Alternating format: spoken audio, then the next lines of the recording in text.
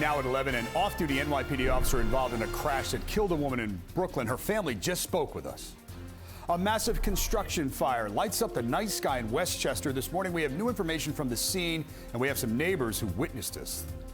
And we have a News 4 exclusive. A Bronx father crashes through his bathroom floor while bathing his daughter. It's stunning video. We're going to tell you what we know about that apartment building where this happened. We're going to begin with new information about a deadly crash involving that off-duty NYPD cop in Brooklyn. I'm David Ushery. This is video of 47-year-old Ryan Shaw being arrested in early Flatbush yesterday. Police say he collided with a black Mazda, sending the vehicle into a telephone pole, killing a 23-year-old passenger and injuring another. News 4's Catherine Craig is on the scene. Kat?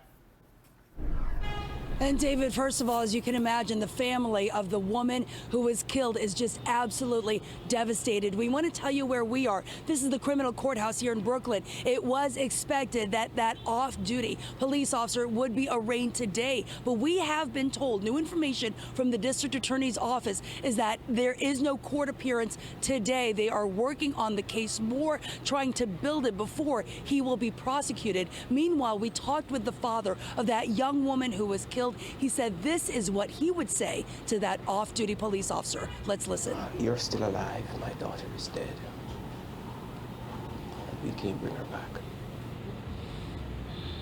And the heartbroken father of Joanna Dixon says his daughter loved life, enjoyed her friends, and was celebrating her 23rd birthday Saturday night. New York City police officer, 47-year-old Rohan Shaw, off duty at the time. Investigators say Shaw ran through a stop sign and struck a dark-colored car, killing 23-year-old Joanna Dixon. Another female passenger in the victim's car was critically hurt. In a twist, the driver of that car the victims were in took off running after the collision. Police know who he is. He has not been taken into custody. This all happened early Sunday before 5 in the morning, where East 55th Street and Foster Avenue intersect. Dixon's father talked about his last conversation he had with his daughter and what he's feeling right now. Pain. Yeah. Wish she was here.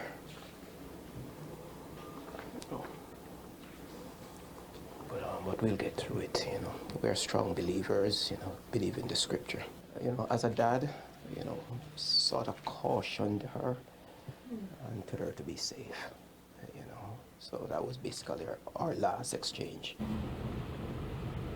And Joanna Dixon was almost home, just a mile and a half away when that horrific crash happened. At one point, that NYPD officer, Rohan Shaw, had faced numerous charges. That is now not the case. According to prosecutors, he remains free as this investigation is continuing. A law enforcement source says investigators are working on getting surveillance video and other evidence from the scene of that crash. Reporting live, Catherine Craig, News 4 New York. All right, Kat, thank you. And we have sad news breaking in East Harlem as well. That is where a driver has hit and killed a 3-year-old boy. It happened about 9:30 this morning at 1st Avenue and 116th Street. Here's a live picture now from the scene. Police say both the boy and his mother were hit, and the driver remained at the scene. We've got a crew there now, as you can see, bringing us this live picture. We're working up some more information, and we'll bring it to you when we get it. In Westchester, firefighters in Peekskill searching for the cause of this huge construction fire. These were going to be apartments for senior citizens. News 4's Tracy Strahan talked with nearby residents who were afraid embers would rain down on their homes. Look at the water. Social media was flooded with the flames seen across Peekskill. Fire engulfed a complex under construction on Crampon Road around 8 Sunday night, but there were worries it could spread to homes below. I heard all the fire engines. I looked at the rear of my apartment and I could see these red burning cinders coming down out of the sky. Flames burned from top to bottom and stretched across each floor of what was supposed to be a senior housing complex, the framework from nearly 50 units. It looked really nice. They had just put the windows in. And now it's destroyed. But even after calling in crews from neighboring towns for extra muscle, firefighters ran into trouble. At the first initial we got here, we had poor water pressure, and then we established water, and it just, with the framing the way it is, it just engulfed. And after hoses were at full blast, nearby residents feared the intense heat from the fire at a high elevation would cause burning debris to rain onto their homes below. If you go around this, just around the road right there, you'll see 50 or 60 embers on the ground. And luckily nobody was living in there. You know, if not, all those senior citizens could have been. This complex was being built as an affordable living facility for seniors age 62 and older with an income falling below $44,000 a year.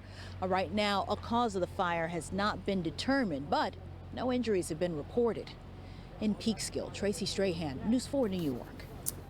We have a News 4 exclusive. A Bronx dad who was giving his little girl a bath crashed through his bathroom floor to the basement below. Take a look. This shows Jose Pilarte kind of stuck in debris in the cellar of his apartment. He was scraped up, but he did survive. The apartment's now sealed off, and the Department of Buildings has issued a partial vacate order. Right now, the family's just thankful their 4-year-old daughter, Mary Jane, was not hurt. Other tenants in the building say they've had different issues like leaks and holes in the ceiling. News 4 has been working to reach the building's landlord, have not been able to do so yet. Jose and his family are staying with other family members. In Washington, fireworks inside the House Judiciary Committee hearing in the impeachment inquiry. Not only was there a protester who stood up and yelled at the panel at the top of the hearing, but committee members fell into some partisan fighting from the start. NBC's Susan McGinnis is following the proceedings on Capitol Hill. Republicans and Democrats clashing at today's public impeachment hearing as the House Judiciary Committee formally receives evidence against President Trump. The President of the United States has put himself before his country. He has violated his most basic responsibilities to the people. He has broken his oath. They can't get over the fact Donald Trump is president. Return the result of an election with unelected people giving testimony. Gentlemen will suspend. Attorneys for both sides presenting what amounts to their closing arguments following months of investigations into the president's actions. And the scheme by President Trump was so brazen, so clear. Democrats claim the president violated his oath of office when he tried to strong-arm Ukraine into announcing investigations into Joe Biden, withheld military aid to Ukraine to coerce the investigations, and blocked Congress from investigating. Republicans continue to call the process illegitimate, the impeachment baseless. To impeach a president who 63 million people voted for over 8 lines in a call transcript is baloney. How many articles of impeachment Democrats would present still unknown, but likely charges include abuse of power, bribery, obstruction of Congress. The integrity of our next election is at stake. Nothing could be more urgent. Today's hearings leading into days of debates expected to end in a committee vote that will force lawmakers to decide whether to impeach a president for only the 3rd time in American history. A vote on impeachment by the full House could come by the end of next week. In Washington, Susan McGinnis, NBC News. Back here at home today, the New York City Council poised to approve a plan requiring bird-friendly glass on all new construction. Experts say reflective and transparent glass used in buildings right now tends to confuse flying birds.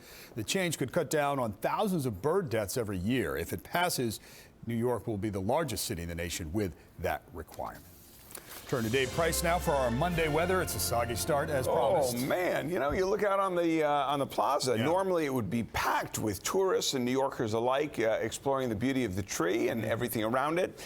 Thin crowds today, and that's because of this really awful weather. We've got plenty of rain in the picture. Let's talk more about it. Good news is, David, we are going to see milder temperatures at least today into tomorrow, but it looks like we're going to be soggy all day. So bring the brollies out with you. Milder temperatures into Tuesday, believe it or not, but we could see some heavy rain possible during the afternoon or evening, and then a switcheroo. Rain to snow by Wednesday morning with accumulations in the region. So we go out as we take a look at the cyclone and talk about the up and down temperatures. Look at that. We get to Tuesday and 61 degrees. Woo! By Wednesday, 37. Thursday, 33 degrees, back up into the 50s by the weekend, and then we'll slide back down once again. We have 52 degrees right now at 11:09. Let's check temperatures around the region. We are up to 56 in Barnegat, 55 in Old Bridge, 56 in Asbury Park. Those are nice numbers. We're going to get more of that warm air flowing into the city in just a little while. In the meantime, cooler conditions into the 30s as we head to the far north and west, highlighted by the blue you see. Those those pockets of colder air, but right along the shoreline and again into areas as far west as Philadelphia, we see nice warm air. Visibility not great right now. Again, we're down to under a mile at Andover, a mile at Somerville, quarter mile in Monticello. If you're heading in that direction, take it slow, take it easy. Airports, again, are going to have problems this afternoon. 3 miles visibility into and through the city. What are we talking about? What's that look like? That's what it looks like. You can't see anything as we take a look at the Brooklyn Bridge in the background, believe it or not. 52 feels like that same number because there's no real effect from the winds. They're out of the south at 9, and there's plenty of mild air. Humidity's up there. Storm Tracker 4's live red sweep will be circulating around the area, and it's picking up plenty of moisture north, south, east, and west. We zoom on in. Close look as we head out east to Montauk and back out to Southampton. Plenty of rain, and that's what we're going to see. More of it rolling in our direction through the day. That's the satellite and radar composite. By the time we get to Tuesday morning, we're still talking about warm temperatures, cloudy skies in the afternoon. Another dose of rain for us. Some of that could be heavy before things transition to snow by Wednesday morning. 1 to 3 inches. Let me say that again because we didn't have the graphic. 1 to 3 inches. That's what we could see Wednesday, and we'll watch that very carefully. Wanted to get to the 10-day here, and this is what you could expect. Milder temperatures today and tomorrow, but then right back to the cold. All right. Thank you, Dave. All right. In the next hour, we expect to hear from the self-described hungry artist from New York who ate the $120,000 banana. He's David DeTuna, known for his performance art. The banana was duct taped to a white wall at Art Basel in Miami. It sparked a debate over the weekend about its value. A debate that's still going on, I'm sure. All right, thank you for joining us for this abbreviated online edition of News 4 at 11. Remember, for breaking news or any weather updates, the soggy weather, you can come right here to our website, or you can download our mobile app. New York Live will be up soon, we think. Have a great day. Time for us to peel out.